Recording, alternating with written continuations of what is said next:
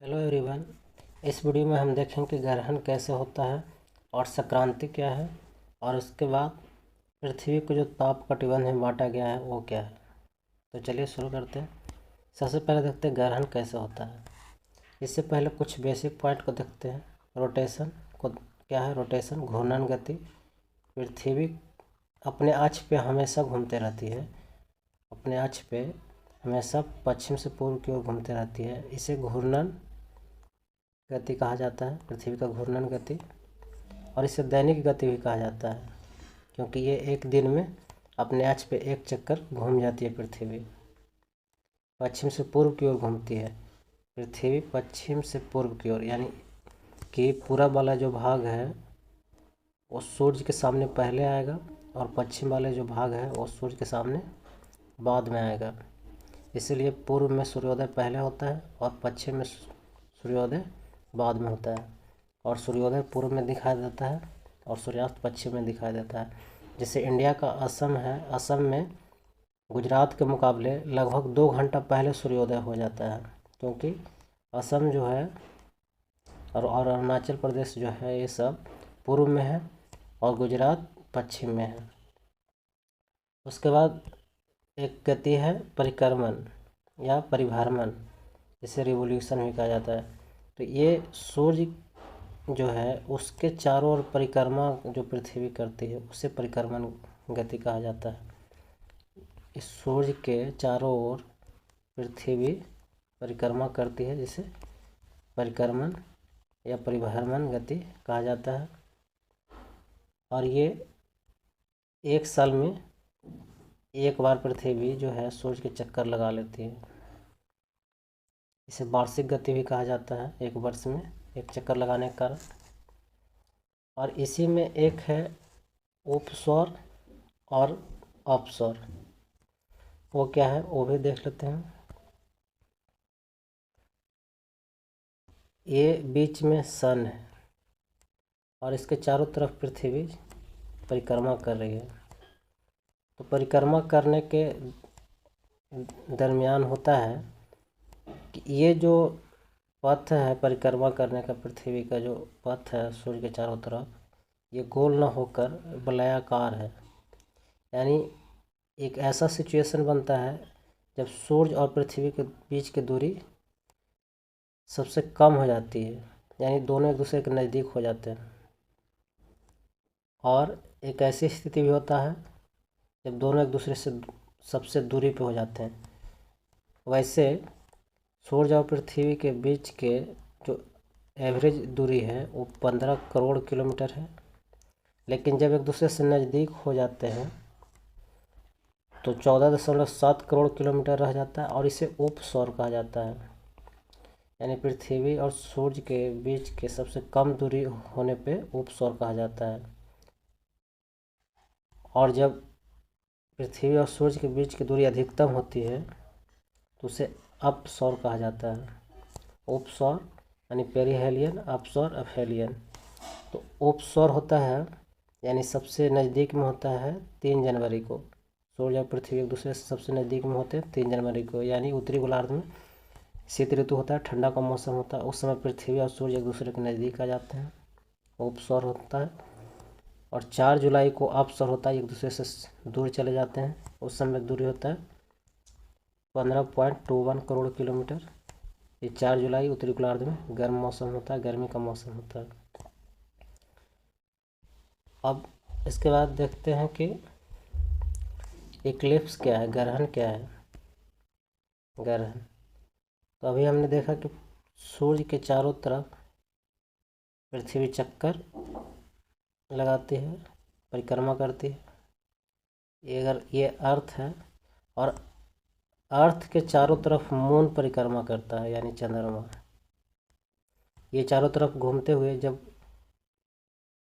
सूर्य और पृथ्वी के बीच में मून आ जाता है तो इस स्थिति में सूर्य दिखाई नहीं देता है पृथ्वी से और ये सूर्य ग्रहण की स्थिति बनती है। ये सूर्य ग्रहण तब होता है जब सूर्य और पृथ्वी दोनों के बीच में चंद्रमा आ जाता है। और ये अमावस्या के दिन होता है सूर्य ग्रहण। चंद्र ग्रहण कैसे होता है?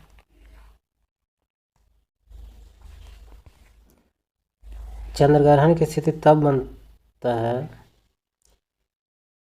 जब चंद्रमा पृथ्वी का परिक्रमा करते करते, चंद्रमा भी पृथ्वी की परिक्रमा करता है, तो चंद्रमा पृथ्वी के पीछे आ जाता है, यानी कि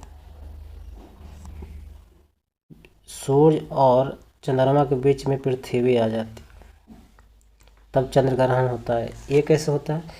क्योंकि जो मून है, चंद्रमा है, उसका अपना कोई लाइट नहीं है, यानी कि ये सूर्य का जो प्रकाश है वो चंद्रमा पर पड़ने पे चंद्रमा चमकते हुए दिखाई देता है,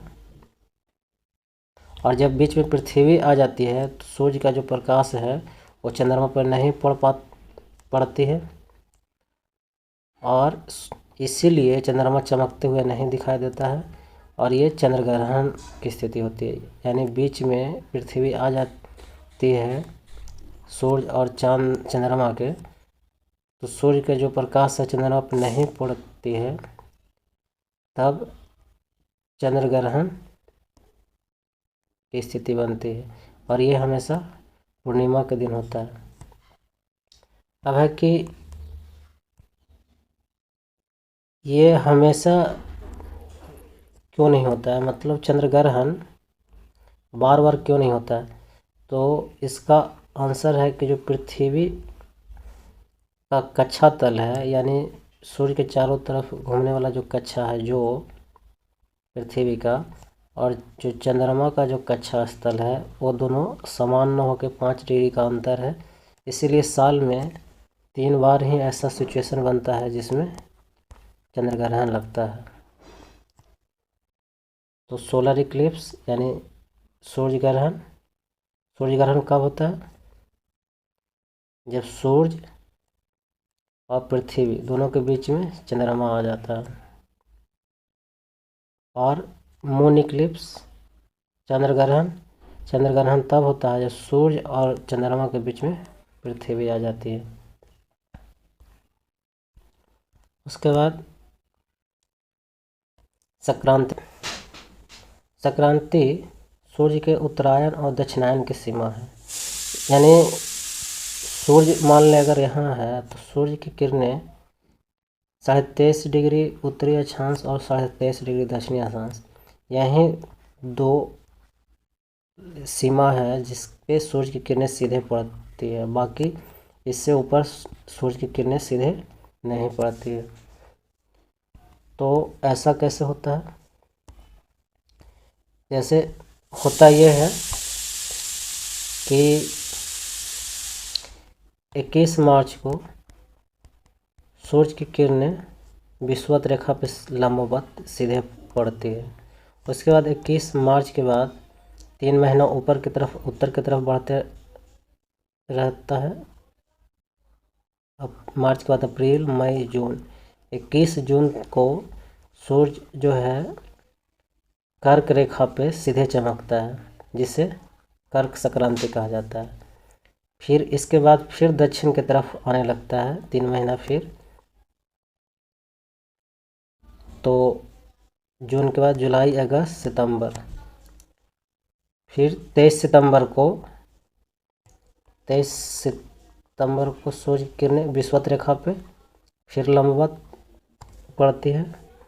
उसके बाद फिर दक्षिण की तरफ ही बढ़ते जाती है, यानी सितंबर के बाद अक्टूबर, नवंबर, दिसंबर, फिर 22 दिसंबर को जो ट्रॉपिक ऑफ कैप्रिकॉर्न है, मकर रेखा पे सूर्य की किरणें लंबवत पड़ती है, यानी सूर्य सीधे चमकता है यहाँ। फिर दिसंबर के बाद फिर यहाँ सीमा है, इसके बाद फिर उत्तर की तरफ सूर्य की किरणें सीधे पड़ने लगती है, यानी कि बाद दिसंबर के बाद जनवरी, फरवरी, मार्च, तो फिर 21 मार्च को फिर विषुवत रेखा पे सूर्य की किरणें लंबवत पड़ती है। तो जब सूर्य की किरणें कर्क रेखा पे सीधे पड़ती है तो इसे कर्क संक्रांति कहा जाता है, और ये 21 जून को होता है। इस दिन उत्तरी गोलार्ध में सबसे बड़ा दिन होता है, क्योंकि सूर्य जो है ज़्यादा दिन देर दिखाई देता है उत्तरी गोलार्ध में, और फिर दक्षिणायन होता है 22 दिसंबर को 22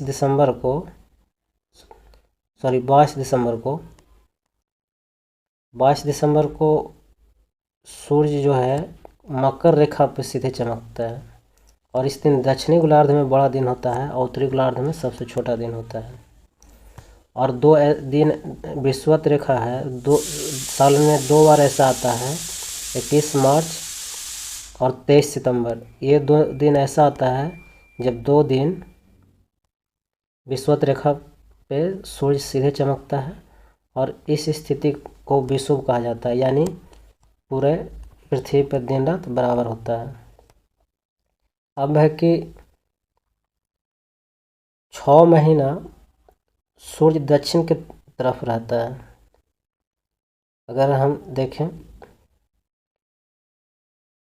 ये 23 सितंबर से अक्टूबर, नवंबर, दिसंबर, 22 दिसंबर तक 3 महीना, फिर जनवरी, फरवरी, मार्च, फिर 21 मार्च तक, यानी 3 महीना दक्षिण की तरफ बढ़ते हुए और फिर 3 महीना लौटते हुए, यानी 6 महीना। तो ये 6 महीना दक्षिणी ध्रुव पे दिन होता है और उत्तरी ध्रुव पे रात होता है। इसी तरह उत्तर की तरफ जब फिर ये 21 मार्च से इधर उत्तर की तरफ सूर्य सीधे चमकने लगता है, तो अप्रैल, मई, जून, अब फिर लौटते हुए जून, जुलाई, अगस्त, सितंबर, फिर 6 महीना, यानी इस समय 6 महीना उत्तरी ध्रुव पे दिन होता है। तो ये हमने देखा कि संक्रांति क्या होता है। उसके बाद देखते हैं कि ताप कटिबंध क्या है। ताप कटिबंध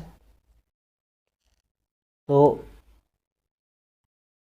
0 डिग्री जो अक्षांश है उससे ऊपर 23.5 डिग्री उत्तरी अक्षांश और 23.5 डिग्री दक्षिणी अक्षांश नीचे, ये दोनों के बीच देखें कि सूर्य जो है कभी न कभी सीधे ज़रूर चमकता है और यहाँ हमेशा गर्म रहता है मौसम, इसलिए ये उष्ण कटिबंध कहलाता है, टॉरिड जोन कहलाता है।